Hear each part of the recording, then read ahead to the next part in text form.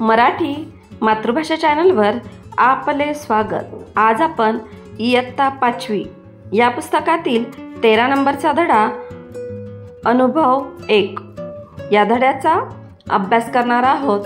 आधी आपण हा धडा समजून घेऊ, नंतर या धड्याचा संपूर्ण स्वाध्याय पाहणार आहोत। अनुभव 1। मुलांनो, प्रत्येकाच्या आयुष्यात काही ना काही अनुभव येतच असतो। तसाच एखादा अनुभव तुमच्याही आयुष्यात आला असेल।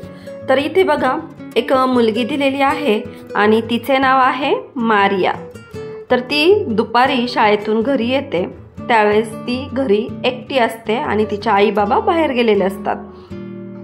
तर त्यावेळेस तिला काय अनुभव आला तो ह्या धड्यामध्ये दिलेला आहे। मारिया दुपारी शाळेतून घरी आली। घराला कुलूप होते। आज तिचे आई बाबा लग्नाला गेले होते। तिने कुलूप उघडले, घरात आली, खिडक्या उघडल्या, गणवेश बदलला, हातपाय धुतले, ती घरात खाऊ शोधत होती। अचानक खिडक्यांची दारे एकमेकांवर धाड धाड आपटू लागली। वारा सुसू करत वाहू लागला।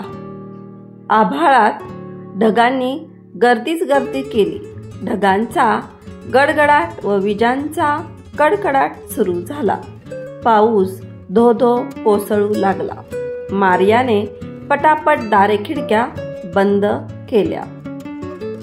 तर मुलांनो, ह्या धड्यामध्ये मी तुम्हाला सांगितलंच आहे की मारियाला आलेला अनुभव सांगितलेला आहे। तर ती दुपारी शाळेतून घरी येते, त्यावेळेस तिच्या घराला कुलूप असतं। तर तिच्या घराला कुलूप का बरं असतं, तर तिच्या आई बाबा लग्नाला गेलेले असतात। मग ती काय करते, कुलूप उघडते आणि घरात येते। घरात आल्यानंतर ती दारे खिडक्या उघडते आणि गणवेश बदलते। गणवेश म्हणजे तिचे शाळेचे कपडे बदलते।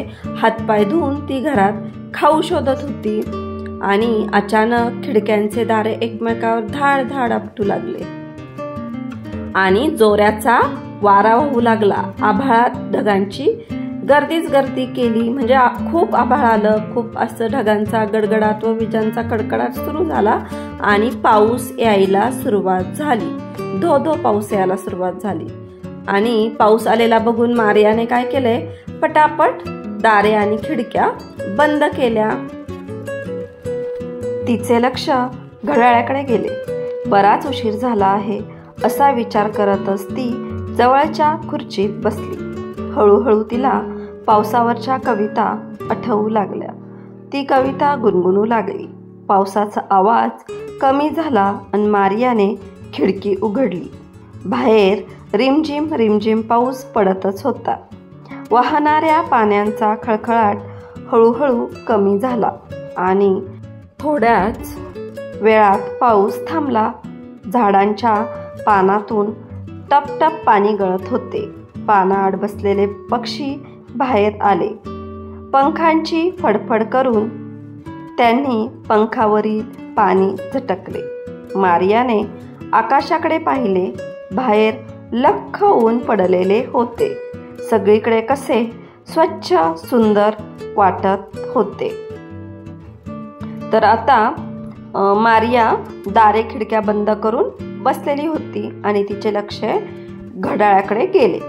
तर बराच उशीर झालेला होता असा विचार करतच ती जवळच्या खुर्चीत तशीच बसून राहिली आणि बाहेर तर पाऊस चालू होता। मग तिला हळूहळू पावसाच्या कविता आठवू लागल्या। ती कविता गुणगुणू लागली। पावसाचा आवाज कमी झाला। मग तिने खिडकी उघडली तर पाऊस कमी झाल्यानंतरचं सुंदर वर्णन इथे केलेलं आहे की पाऊस आता रिमझिमच पडत होता आणि जोराचा पाऊस पडून गेल्यानंतर जसा पाण्याचा जो खळखळाट येतो ना, तो आवाज येऊ लागला होता। थोड्याच वेळात पाऊस थांबला आणि नंतर पाऊस थांबल्यानंतर झाडाच्या पानातून पाण्याची टपटप गळत होती। टपटप असं पाणी गळत होतं। पानाआड असलेले पक्षी बाहेर आले होते। बाहेर येऊन ते असे पंखांची फडफड करत होते पंख झटकत होते ते त्यांचे. त्यांनी पंखावरील पाणी झटकले. मारियाने आकाशाकडे पाहिले. बाहेर लख्ख ऊन पडले होते. आता पाऊस उघडला होता आणि लख्ख ऊन पडलं होतं आणि सगळीकडे कसं स्वच्छ सुंदर असं वाटत होते. तेवढ्यात दरवाजावरची बेल वाजली. डिंग डॉंग, आई आली असे म्हणतच मारिया पळत पळत दाराकडे गेली.